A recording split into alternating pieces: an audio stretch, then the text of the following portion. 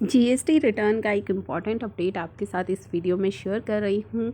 साथ ही हम बात करेंगे जीएसटी रिटर्न्स एक्सटेंशंस को लेकर के। तो वीडियो में आगे बढ़ने से पहले चैनल को ज़रूर सब्सक्राइब कर लीजिएगा सभी इंपॉर्टेंट अपडेट्स के लिए। तो पहला हमारा जो अपडेट है वो है हमारी एनुअल रिटर्न से रिलेटेड। जी हाँ, GSTR 9 फाइनेंशियल ईयर 19-20 के लिए पोर्टल पर अवेलेबल करा दी गई है। जैसे ही आप 19-20 की सर्च करेंगे तो आप देख पाएंगे एनुअल रिटर्न GSTR 9 का टैब आपको दिखाई देगा।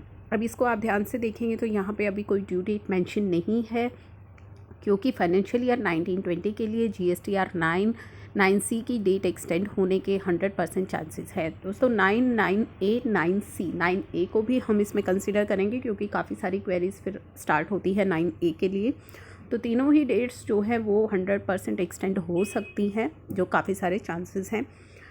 एक और चीज़ अगर आप यहाँ पे नोटिस करेंगे तो GSTR 9 के अंदर अगर आपको याद हो फाइनेंशियल ईयर 18-19 में आपको टेबल 8A प्रोवाइड कराई गई थी कि किस तरीके से आपके ISDC को कंसिडर किया गया है, वो पूरा ब्रेकअप उसमें होता था। तो अभी वो टेबल भी यहाँ पे मिसिंग है, तो हो सकता है जल्दी ही वो टेबल भी आपको अवेलेबल करा दी जाए, क्योंकि अभी जस्ट फॉर्म आपको अवेलेबल कराया गया है।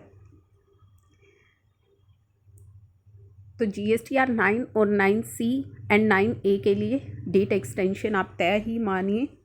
उसके बाद हम बात करेंगे फाइनेंशियल ईयर, ये तो हमने बात करी है 19-20 की। तो financial year 18-19 GST annual return की जो डेट्स हैं वो अभी 31 दिसंबर है। उन डेट्स के अंदर हम एक्सटेंशन अभी एक्सपेक्ट नहीं कर रहे हैं और ना ही वो डेट्स फर्दर एक्सटेंड होगी, तो आप फाइल कर लीजिएगा।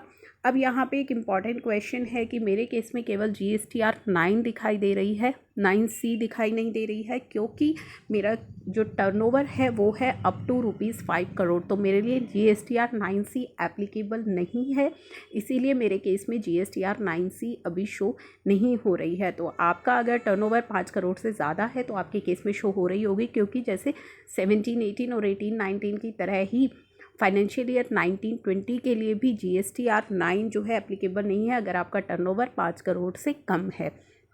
एक नोटिफिकेशन आई थी जो मैंने आपके साथ शेयर भी की थी। तो मेरे केस में भी केवल GSTR 9 ही अभी अवेलेबल हुई है। तो ये तो हमने बात कर ली एनुअल रिटर्न्स की। अब हम बात कर लेते हैं बाकी जो डेट एक्सटेंशन को लेकर के मेरे पास क्वेरीज आती हैं। मैं काफ़ी सारी वीडियोज़ में भी ये रिपीट कर चुकी हूँ।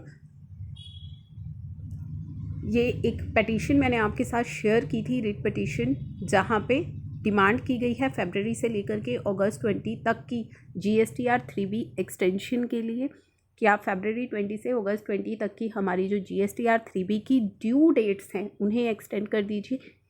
यहाँ पे केवल लेट फीस माफ़ करने की बात नहीं की गई है, यहाँ पे ड्यू डेट एक्सटेंड करने की बात की गई है। ड्यू डेट एक्सटेंड होगी तो आपकी लेट फ़ी तो माफ़ हो ही जाएगी, साथ ही आपकी ड्यू डेट्स एक्सटेंशन के लिए यहाँ पे बोला गया है, जो कि मैंने पहले भी रिपीट किया था एक वीडियो में, कि अगर ड्यू डेट्स एक्सटेंड होंगी फरवरी से लेकर के अक्टूबर 20 तक की, तो आपकी 16/4, जिसमें आपकी ITC की लिमिट होती है कि आप सितंबर की 3B तक ही अपना ITC ले सकते हैं, वो डेट भी आपकी एक्सटेंड हो सकती है। अगर आपकी यहाँ पे ड्यू डेट एक्सटेंड होगी तो 16/4 में भी बेनिफिट आपको यहाँ पे मिल सकता है।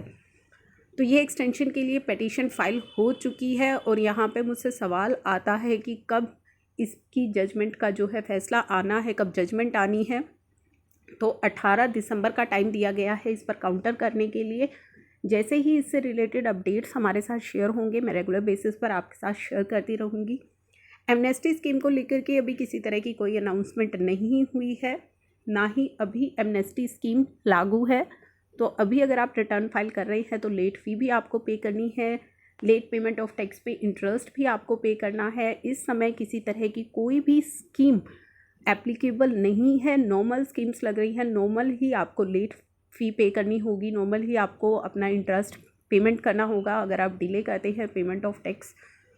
तो यही है अभी तक के अपडेट्स। फर्दर कोई अपडेट हमारे साथ शेयर होता है तो वो मैं आपके साथ शेयर करूँगी।